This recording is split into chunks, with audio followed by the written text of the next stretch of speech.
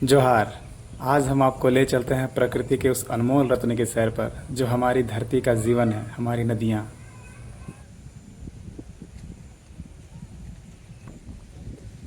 ये नदियाँ नदियाँ सिर्फ पानी की धारा नहीं, ये जीवन की रेखाएं हैं।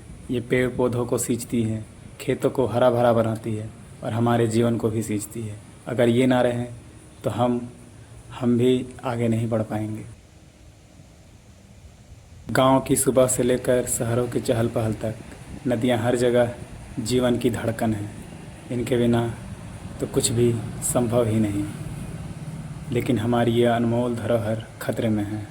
आजकल तो शहरों में आप देखते ही हैं, न हमारे गंगा को अच्छा रखा गया है, न ही हमारे यमुना को।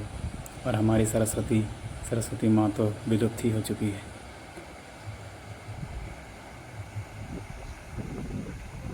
गांव गांव में तो नदियाँ आज भी पवित्र हैं और खूबसूरत हैं। जैसे उसे प्रकृति ने जिस तरह से बनाया था, वो अपने ही रूप में आज भी विराजमान है।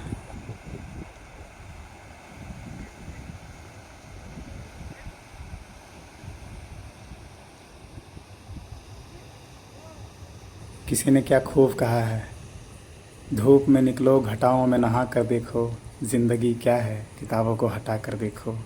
ये हल्की फुल्की प्राकृतिक संगीत बांसुरी और सितार की धुन से कम तो नहीं है।